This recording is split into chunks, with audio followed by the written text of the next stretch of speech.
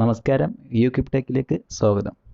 ഇന്ന് video conference പ്ലാറ്റ്ഫോമുകളിൽ ഇപ്പോൾ വളരെയധികം പോപ്പുലർ ആയിട്ടുള്ള ഒരു പ്ലാറ്റ്ഫോമാണ് ഗൂഗിൾ മീറ്റ് എന്നുള്ളത്. ഗൂഗിൾ മീറ്റ് എങ്ങനെ ഉപയോഗിക്കാമെന്നും അതുപോലെ തന്നെ ഗൂഗിൾ മീറ്റിൽ എങ്ങനെ ഒരു മീറ്റിംഗ് ഷെഡ്യൂൾ ചെയ്യാമെന്നും ഞാൻ മുമ്പ് വീഡിയോ ചെയ്തിരുന്നു.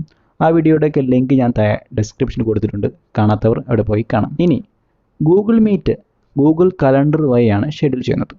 സോ ഗൂഗിൾ കലണ്ടർ വഴി ഷെഡ്യൂൾ ചെയ്യുന്ന സമയത്ത് പലർക്കും ഗൂഗിൾ മീറ്റിൻ്റെ ഷെയർ ചെയ്യാനുള്ള ലിങ്ക് അവിടെ കാണുന്നില്ലെന്ന് പലരും കമൻറ്റ് ചെയ്തിരുന്നു. സോ അതിനുള്ളൊരു സൊല്യൂഷനാണ് ഞാൻ ഈ വീഡിയോയുടെ ഉദ്ദേശിക്കുന്നത്. സോ വീഡിയോയിലോട്ട് പോകുന്നതിന് മുമ്പ് ചാനൽ സബ്സ്ക്രൈബ് ചെയ്തിട്ടില്ലെങ്കിൽ സബ്സ്ക്രൈബ് ചെയ്യുക, മറക്കാതെ തന്നെ ബെല്ലൈക്കണും ഒന്ന് അമർത്തുക.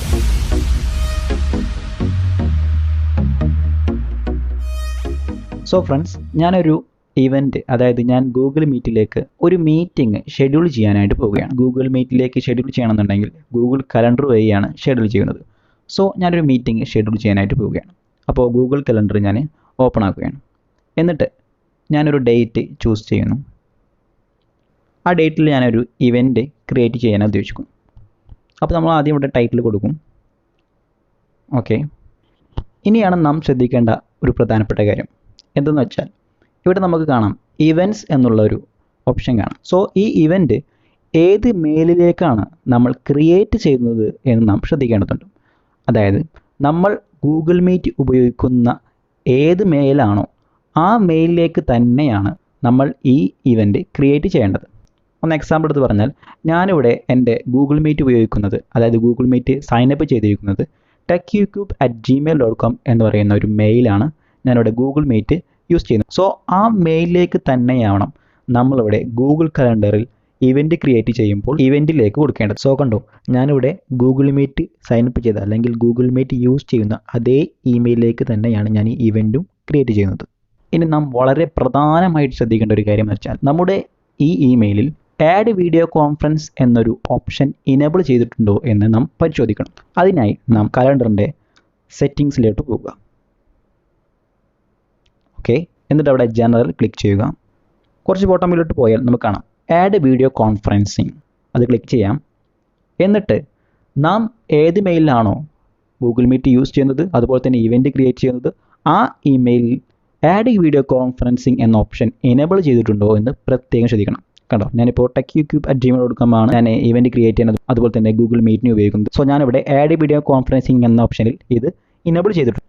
സോ ഇങ്ങനെ ഇനേബിൾ ചെയ്താൽ മാത്രമാണ് നമുക്ക് ഷെയർ ചെയ്യാനുള്ള ലിങ്ക് അവിടെ കാണുകയുള്ളൂ. സോ പലരിലും ഈ ഓപ്ഷൻ ഡിസേബിൾ ചെയ്തുകൊണ്ടാവാം ഗൂഗിൾ കലണ്ടറിൽ ഇവൻറ്റ് ക്രിയേറ്റ് ചെയ്യുന്ന സമയത്ത് ഗൂഗിൾ മീറ്റിൻ്റെ ഷെയർ ചെയ്യാനുള്ള ലിങ്ക് അവിടെ കാണിക്കാത്തത്. സോ ഇതാണ് നാം ഏറ്റവും ഇമ്പോർട്ടൻ്റ് ആയി ശ്രദ്ധിക്കേണ്ട ഒരു കാര്യം.